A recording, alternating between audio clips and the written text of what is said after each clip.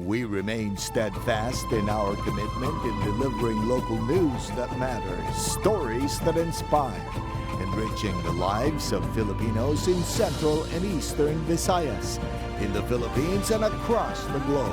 This is your GMA Regional TV, kapuso ng bawat Pilipino.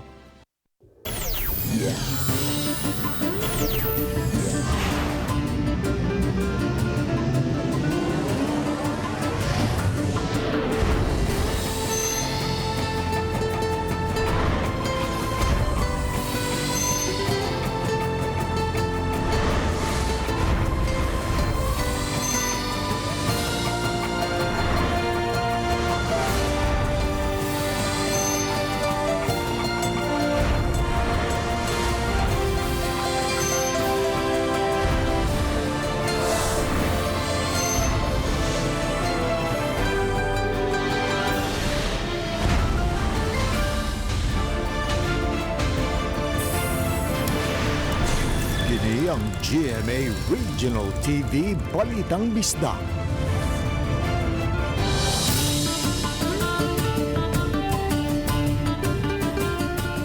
Bayong hapon, kining inyong GMA Regional TV Balitang Bisdak, ang bugtong kasaligan, kasandigan ug kadangpan sa mga Bisaya. Ako si Bambi Nalosado. Nga maghatod sa labing dako og mga nangunang balita nga mahinungdanon sa Central ug Eastern Visayas. Ako si Alan Domingo. Ako si Cecil Kibad Castro, live sa GMA Complex sa Dakbayan sa Cebu.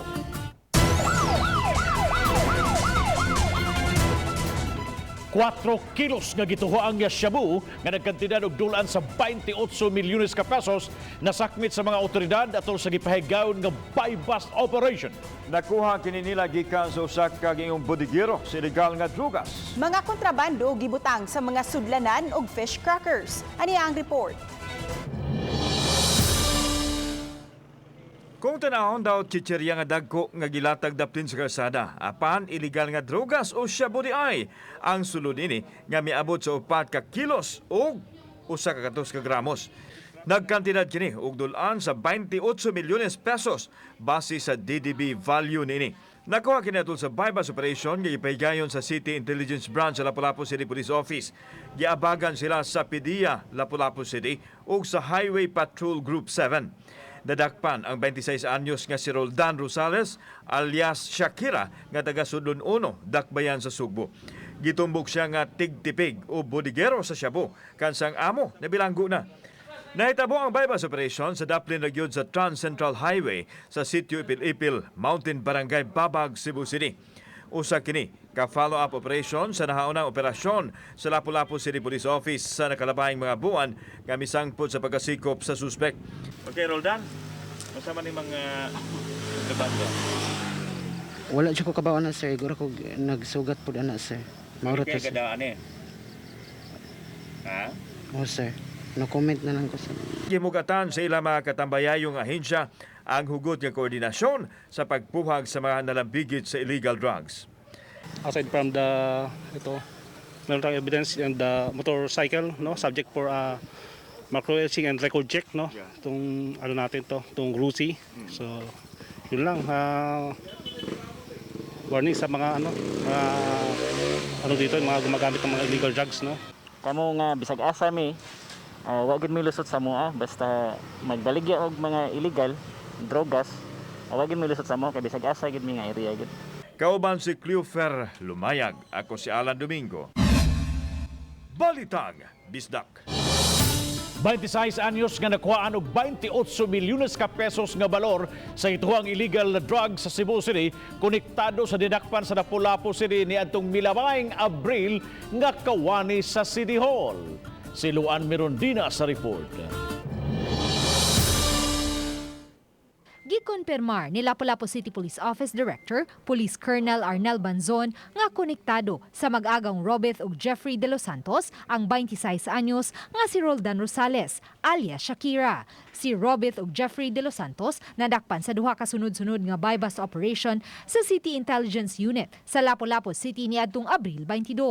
Si Jeffrey kinsa gikatahong nakagawas gikan sa Cebu City Jail niadtong Enero 2019 mao'y gitumbok nga tig-supply sa illegal illegal nga droga sa iyang igagaw nga si Robith, kinsa driver sa General Services Office sa Cebu City Hall. Atol sa buy-bust operation niya atong higayuna, naabtan pa sa tugkaran sa panimay ni Robith ang service vehicle sa Cebu City Hall. Katuladak pa na to sa una din na Pulaco, usa to siyang mga contacts niya. So from there mo to nga murbag backtrack na to bakit kinsa ginikita nilang source nila. So ni point out nga to sa iya. Sa pagkasikop ni Roldan, malaumon ang Lapu-Lapu City Police nga maminosan ang supply sa illegal nga droga sa dakbayan. Ang impact na niya is siguro munihit gamay nga to ang supply sa drogas diri sa Lapu-Lapu. Not only Lapu-Lapu, even the neighboring cities na to. Subay sa malampusong operasyon, muhatag og cash incentive si Lapu-Lapu City Mayor Junard Ahong Chan ngadto sa kapulisan. So, makita ninyo na ang atong kapulisan sa siyudad sa Lapu-Lapu wala mga tulog, no? They are closely monitoring kung kinsa ni ang nagnegosyo og mga illegal drugs. Uban ni Marlon Melgazo, Luan Marondina, Balitang Bisdak.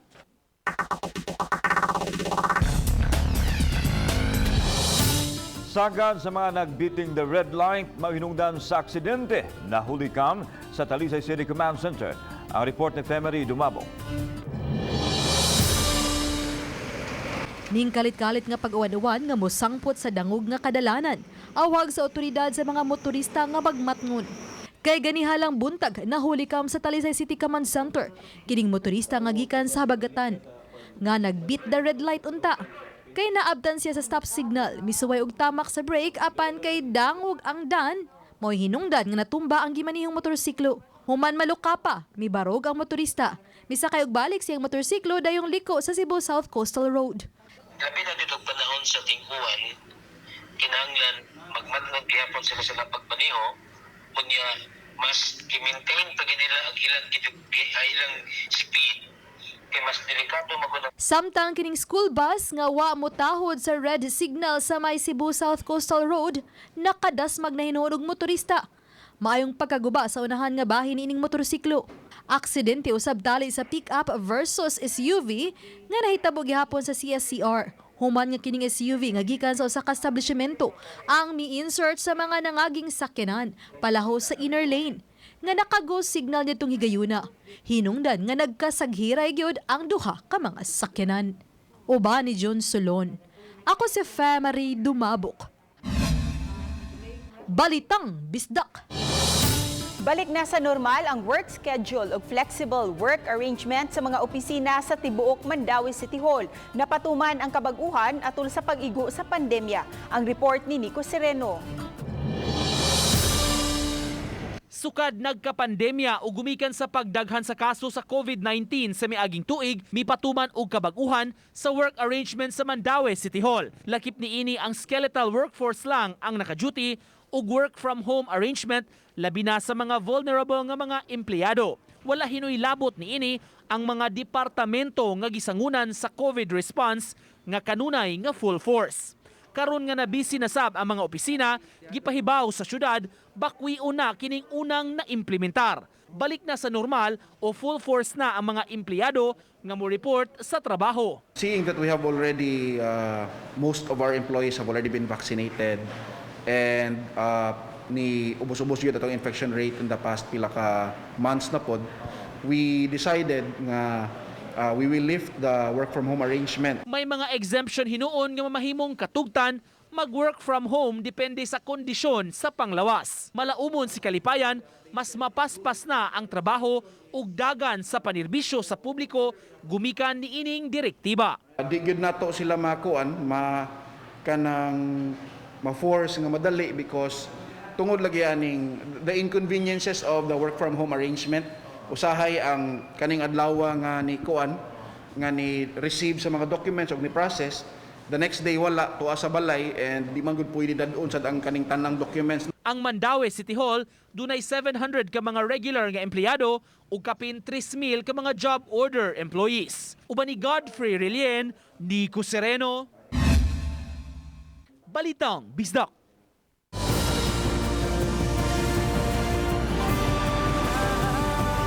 Kini ang GMA Regional TV Balitang Bisdak.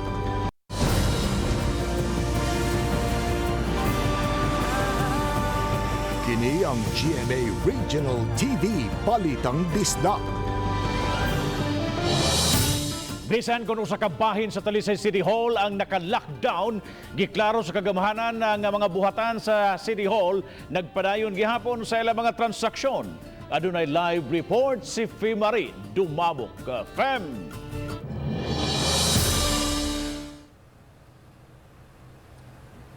Yes, Bob, sakto ka. Business as usual gihapon sa Talisay City Hall. Sud og gawas gihapon ng mga taxpayer ug uban pa mga dunay gikinahanglan. Samtang health protocol mas gipahugtan pa. Naka-station ang pipila ka mga gwardya o kawani sa Civil Security Unit sa gawas sa City Hall. Ilabi na sa mga pultahan. Pagsiguro nga way makaduol sa gikordon nga parte sa Talisay City Hall, diin na himutang ang custodial facility sa Talisay City Police Station. Pagsiguro nga di na makakatapa ang COVID-19.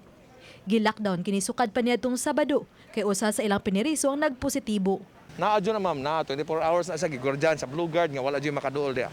Protocol bali sa COVID atong gikuan ato lang gisegregate ang muso diha, especially diha ang mga taxpayer is ari diri. Na diri sa pikas pod ang mga employees nya. The same time, musuod sila diha, na sila filapan nga katong for contact tracing. Gitataw sa CSU nga bisan kun miluag ng quarantine status, apan padayon nilang gipasuwat ang mga kliyente alang sa contact tracing. Gikinahanglan usab gyud nga moagi sa walk-through temperature scanner, mapa-taxpayer o kawani sa City Hall. Samtang gimonitor ang kondisyon sa mga piniriso ug duha ka jailer, modawat ra gihapon hinuon sila sa mga ihatod nga pagkaon. Kining usa ka amahan sa piniriso ang mosyagit sa distansya sa gusto niyang ipaabot nga mensahe sa iyang anak. Sunod lang ta sa protocol nila. Asa may pamaagyan ni sir? Kan atod ni kan makaon sa mong piniriso. Paagi lang sa gwardiya? Oo, pagi sa gwardiya. Mulong tadang lockdown sa sunod simana. Sa laing bahin, balik operational ugma ang duha ka mga vaccination center sa Talisay City. Mato ni Dr. Lino Alanzado, Talisay City Health Officer, nga karong hapon, madawat nila ang 5,550 ka mga doses sa bakuna, nga mamahimong ma-administer hangtod pa Lunes sa sunod simana. Bob, ang syudad sa Talisay ang nakapamakuna na og dulaan sa 17,000, samtang anaanaw sab sa 65,000 ang apason sa syudad nga mabakunahan nga anaana sa ilang master list. Bob? Dahil salamat, Fimari Dumabok sa imong live report. Nakaplagaan ang usa ka masusong babae sa kasagbutan sa kilid sa Burgos Street sa barangay Dumlog, Dakbayan sa Talisay. Ganin ang buntag, matog ni Dumlog Konsyal Heidi Raffles nga pasado alas 11 nadawat sa ilang barangay ang tahaw kalabot sa nakita ang masuso. Gituhan kini nga bag-uhay lang gianak kay anaa pa ang umbilical cord o pusod ug ang inunlan nini. Gidali kini sa pagtabang sa mga barangay health worker. Hinoon, gihulagway nga himsog ang bata. Gigadakdang i-turn over kini ngadto sa DSWD-7 samtang gipangita sa Talisay Police ang responsable sa pagbilin sa masuso sa kalibunan.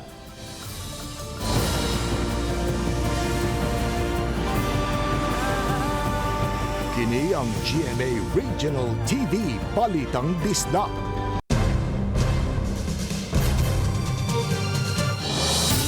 Laing nakala sa nahagsa nga C-130 sa Patikul, Sulu ang flight mechanic kinsa usa ka taga Lapu-Lapu City. Usa siya sa mga labing uwahing nailhan kay hingpit nga nasunog ang iyang lawas. Si Luan Merundina sa report.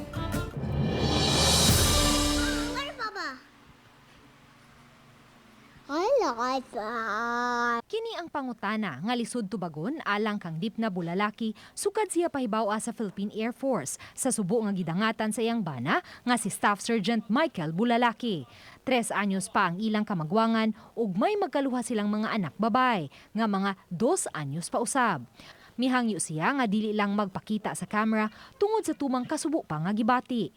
Ano sa tanan sa kadaghan nga sigig panguan ay kanang mga marumbado ba ano siya man wa pasabot nga dako man kay siya rose sa among family dako kay siya og lisod jud nahurot na gyud ang tanang luha. Matod ni Dipna, usa ka mapinanggaong bana ug amahan si Staff Sergeant Michael ug matag karon og unya manawag kaniya aron magpakisayod sa ilang kahimtang. Gani niadtong Domingo sa alas 9 sa buntag, dihang padung pakining musakay sa C-130. Nanawag pakini kaniya apan wa niya matubag kay may giasikaso siya. Pagka alas 12 sa udto, nakabalita na lang siyang nahagsa na ang giluan ng C-130 sa iyang bana. Kay syempre mag-expect man sad ka nga na may other time nga makastorya mo, makakuan mo, naggabi nginana bitaw. Normal raman siguro usahay di nato matubag. Nya wa man ka mag-expect gud nya. Mauna day tulas. Ang 34 anyos nga si Staff Sergeant Michael Bulalaki, usa ka flight mechanic, ug usa-usab siya sa mga dugay nga nailhan kay hingpit nga nasunog ang iyang lawas. Niadtong Lunes sa gabi gikonpermar sa taga Philippine Air Force kang DIPNA nga nalakip ang iyang bana sa mga nakalas. Ang ako jung huna-huna kay grabe gud ang siguro ang iyang impact sa iyaha, maong dugay siya na identify, wa mi kay baw. Maong dugay kay siya na identify. Pero karon as of this time kay na-identify naman daw siya. Salig mi nga siya gid to. Base na lang siguro to sa medical o sa dental records niya yung identification. Tulo ka tuig pa silang kasal ug may gipatrabaho pa sila sa ilang balay. Nagplano pa silang magbanding sa ilang pamilya sa pagbalik ni Michael gikan sa Sulu. Wala pa man tuod hingpit nga nakasabot ang ilang mga anak sa panghitabo, apan pabiling nagpakalig-on si DIPNA alang sa ilang tulo ka mga anak. Lisod jud kaayo, wala dili ma-explain ang kalisod. I love you, Mama. I love you too. Karong hapon maabot ang 7 ka mga patayng lawas sa mga nakalas nga mga Air Force personnel sa nahagsa nga C-130.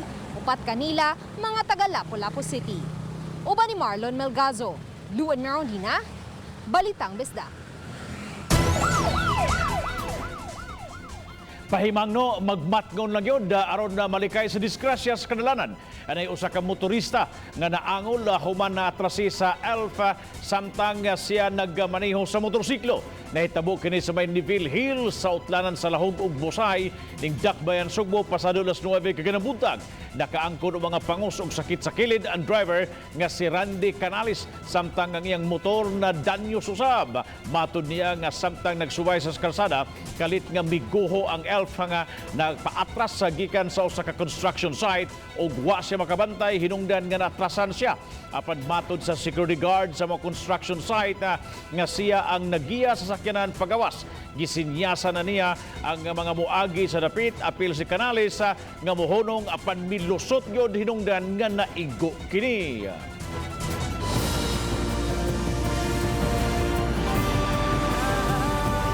Kini ang GMA Regional TV Balitang Bisdak.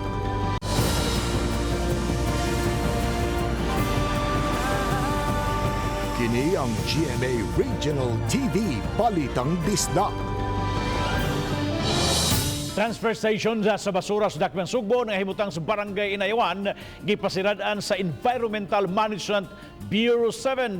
Gitapatuman ang closure order karon lang yung hapon nga gitambungan usab sa mga opisyal sa barangay. Kini gumikan sa nahimong kalapasan nga nahimo sa duha ka mga service providers. Lakip nini ang wa pagbutang og atop sa transfer station, water treatment facility o gihimo ng open dam site ang gadapit kay lapas na sa 24 oras diha mabalhin sa ngadto sa sanitary landfill ang mga basura. Gipahamtangan sila og multa nga moabot og 105,000 pesos sa magpabilin ang cease and desist order hangtod nga makurihian ang violation nga nahimo.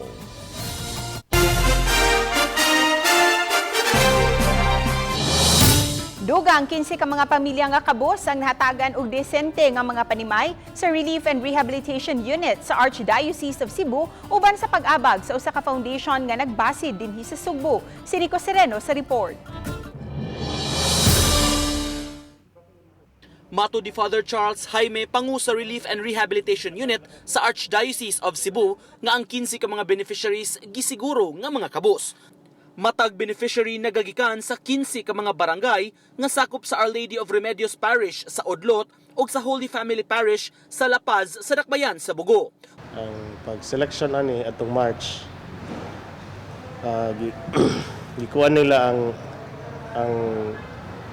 parish volunteers ato no dito.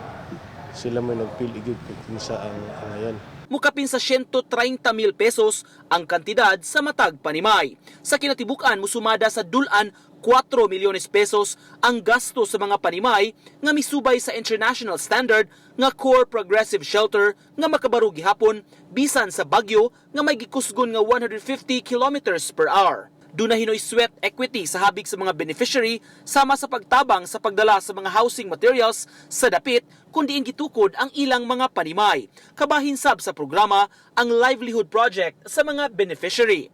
Kabahin gihapon kini sa 500 years of Christianity aron mabatyagan sa labing nanginahanglan ang bunga sa Kristyanismo sa nasod. Kay napa may na apilang na namo og kuan livelihood component. Maka-kuan gid ba? Makasugakod gid sila. Gipapirma hino ng mga beneficiaries og papeles nga nagdili kanila sa pagbaligya sa panimay nga gihatag alang kanila.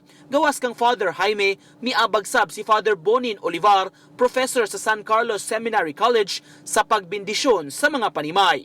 Uban ni Godfrey Relien ug Lance Gabutin, Nico Sereno. Balitang Bisdak. Nahuwad sa daan kining ubay-ubay nga mga kinahon nga may mga basyos botilya sa beer sa may Uwano Avenue sa Mandawi City pasado alas 10 kinang buntag. Ang mga basyos sa beer gikarga sa dakong wing van apan wa damhang kalit lang na ukab ang parte nini. Tungod dinhi nangahulog sa daan ang gatusan ka mga cases nga may kargang libuan ka mga basiyo. Matod sa driver, wa sila magdahom nga nikang ang lock maong naukap ang tuong parte sa wing van. May 1,500 ka mga case sa beer nga ang karga sa truck o gibanabanang katunga ang nangahulog o nangabuak. Hinoon matod sa in charge ang uban sa maong mga botilya pang-recycle na gyud kuno. Bukon og tunawon aron mamahimo bag-o nga botilya.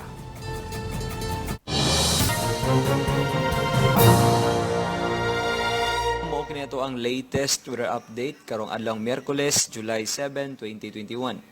Ang bagyong si Emong hingpit nang nakagawa sa ito ang Philippine Area of Responsibility gahapon sa buntag. Samtang karong adlaw, Intertropical Convergence Zone o ITCZ mo'y nagapikto karon sa Mindanao. Sa toong forecast, sulod sa 24 oras, ang Metro Cebu, apil na katibok ang bahin sa Kabisayaan, ingon man ang Occidental Mindoro, dunay kasarangan nga tempo sa panahon, aduna nay init sa adlaw, apan inubanan gihapon sa mga kalit na mga pagpanag-om sa kalangitan, inubanan sa mga lumalabay ug mga patak-patak na mga pag-ulan ug mga pagpanugdog og kilat tungod lang pod sa mga localized thunderstorms. Para pod sa dugang update, bisitaha ato ang website dinhi lang kutob gikan diri sa Mactan sa buhatan sa Pag-asa Visayas DOST kini si Mio Aguirre og mayong adlaw.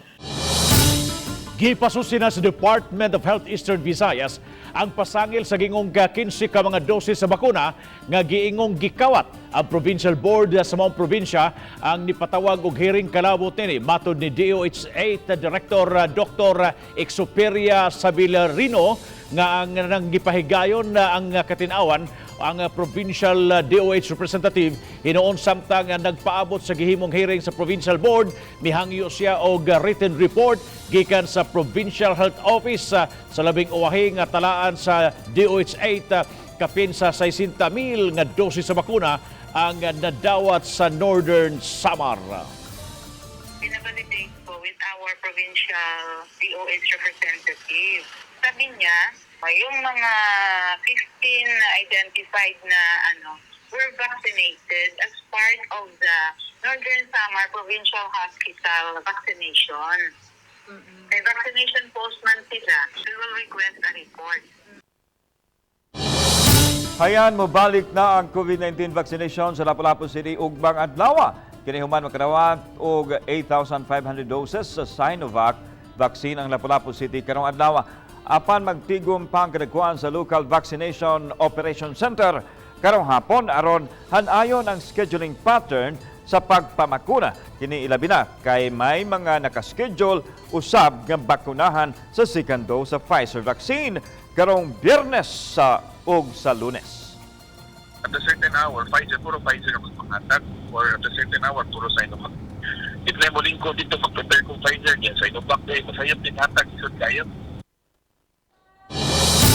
Mga bagong garbage compactor truck sa Mandaue City, formal nga gisubhan. Gihimuuna ang blessing sa mga bagong trucks nga gipalit sa dakbayan nga gitambungan sa mga opisyal sa City Hall. Pinaagi sa bagong mga garbage trucks, matutukan ang suliran sa pagkolekta sa basura sa dakbayan. Ang bagong trucks itugyan sa Department of General Services alang sa paghipo sa mga basura sa mga primary o national roads. Lakip sa gibindisyonan ang bagong mobile command center sa syudad. Dungan usab sa pagkiginabi sa mayor sa mga lain-laing ahensya aron makabriefing kabahin sa purpose sa command center.